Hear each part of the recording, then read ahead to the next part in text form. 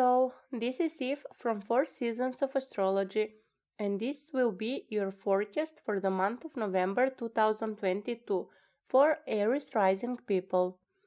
The key words for this month will be finances and resources, which are coming from the eclipses between Taurus and Scorpio. Then expanding of philosophical and cultural horizons from the ingresses of Sun, Mercury, and Venus from Scorpio into Sagittarius in your ninth house, and lastly, rethinking communication patterns and isolation from the square between your ruler Mars in your third house and Neptune in your 12th house, both in retrograde motion. I will start with Mars, because as your ruler is of crucial importance to understand in which way it will affect you. So, Mars, the planet of action, vitality, passion, and willpower, has just started its retrograde cycle at 25 degrees in Gemini, in your third house, which is connected with communication, your local surroundings, siblings, neighbors, short journeys. Mars will be retrograde until the 12th of January, and this retrograde has all to do with Neptune, so I will include the two planetary cycle right from the start in the interpretation. Just briefly, Neptune represents fantasy, illusion, art, spirituality, confusion, etc. The 12th house is considered as the weakest and worst spot in astrology. Why? Because it doesn't aspect the ascendant and it's only making a weak sextile aspect to the 10th house. Therefore, it represents things which are hidden, secrets. It's the house of self-undoing, addictions, hospitals, jails, monasteries, asylums, etc. Now that I have explained the meanings of the ingredients which will make the soup for the month of November, I will now focus on the square between Mars and Neptune. Aries, you're already feeling this energy strongly because the cycle had already begun with the conjunction between Mars and Neptune on the 18th of May 2022. The conjunction was the beginning of a new cycle. A new seed was planted, or a new issue has arisen. But because the 12th and the 3rd house are cadent houses, which means that they are declining or falling away from the angular points, the 1st and the 4th angular houses, you might have been unaware of the theme which was beginning to form for you back then. The square, which will be reoccurring for 3 times, the first on October, the 12th, the second one on the 19th of November, and the third one on the 14th of March, is the second part of the new cycle, and maybe the hardest of all. I strongly feel that this situation has to do with your career, because on the 18th of May, when the conjunction happened, Mars and Neptune were in a sextile to Pluto, which is at the end of Capricorn, in your 10th house. And now, while the square is happening between Mars and Neptune, Mars is making a positive trine aspect with Saturn, the ruler of your 10th house. So, maybe you're working on a creative project, and that's why you're isolating yourself more. But it doesn't have to be that you're physically isolating, because Saturn is in your 11th house, in Aquarius, and making trine with Mars.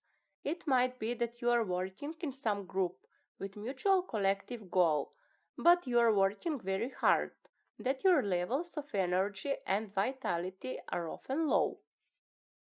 Also, this transit, mental-wise, can bring depression, anxiety, agitation.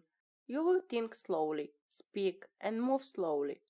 And all of this is happening while you're burning from ambition. That's the effect from the Saturn North Node square between the 11th and your second house.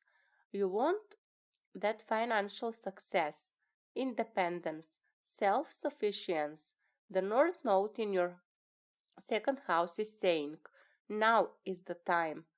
Saturn from the 11th says, enough parties and go with the flow.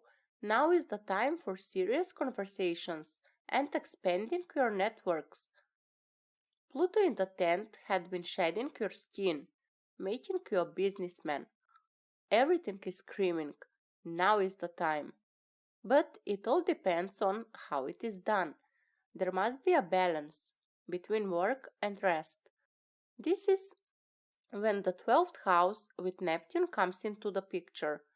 Addictions and health problems are a big theme there, and Mars ruling your physical body, there can easily come an addiction or a health problem if we don't regulate these two spheres, the inward and the outward sphere. Expenditures and losses are other strong themes connected to the 12th house.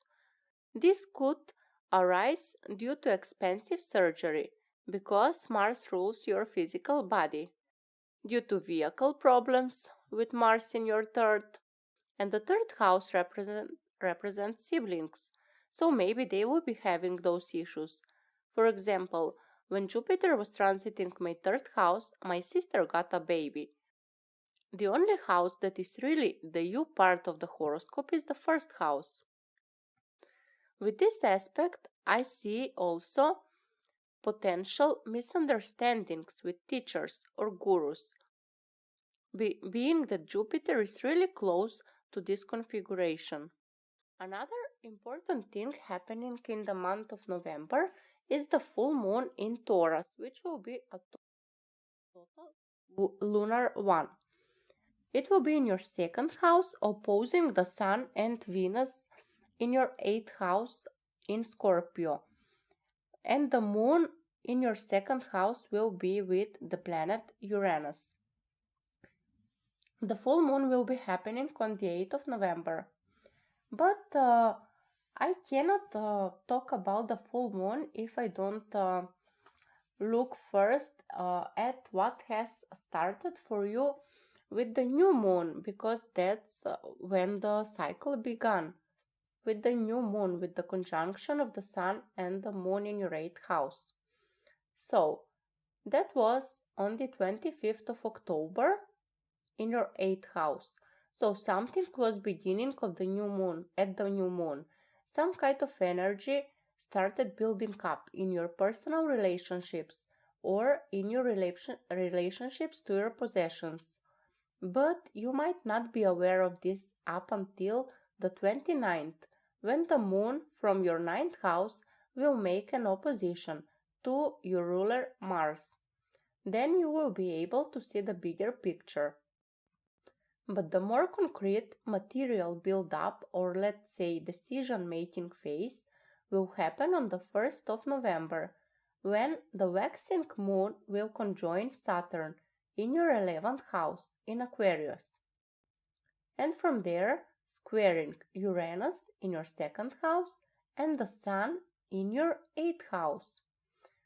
Around that time, that will be the time when dealing with the newly planted seed will require your effort for its growth. And then on the 8th, the full moon happens in conjunction to Uranus. The energy surrounding the eclipses is usually unstable and full of drama, and having Venus and Uranus involved heightens the emotions and the uncertainty even more. Venus can be other people, In the 8th house, usually not a big circle, but more like people you already know. For example, a female family member, let's say.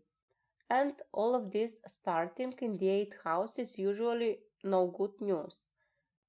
If it is not a person, it can be an unexpected expenditure or a loan.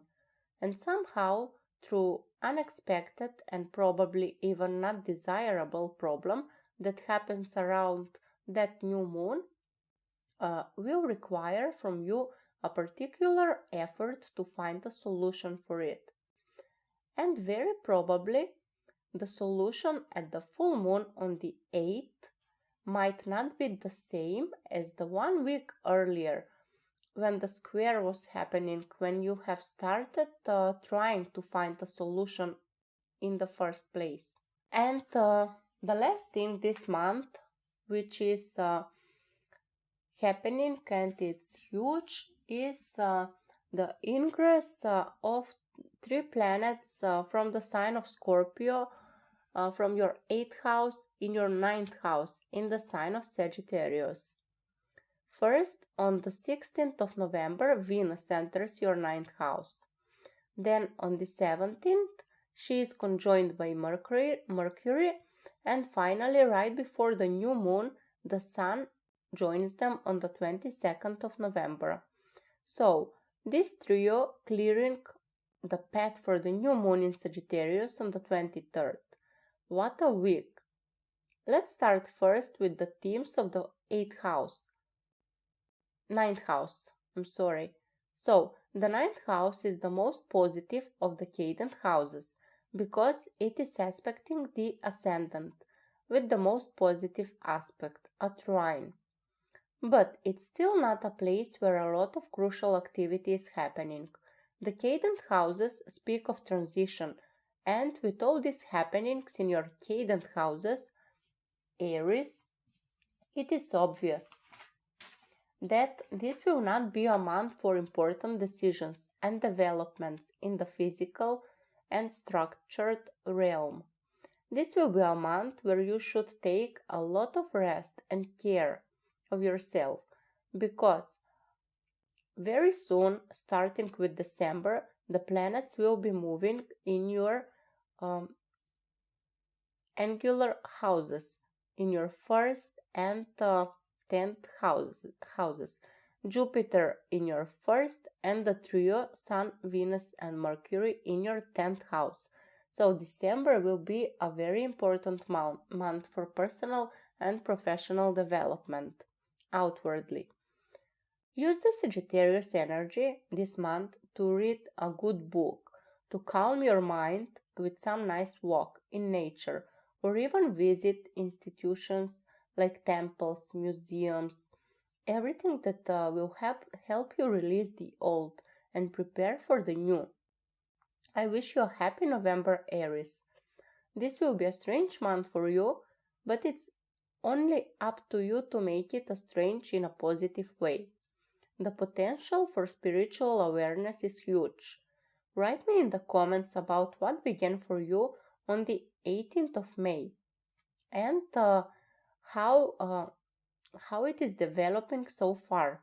Don't forget to mention eclipse stories also.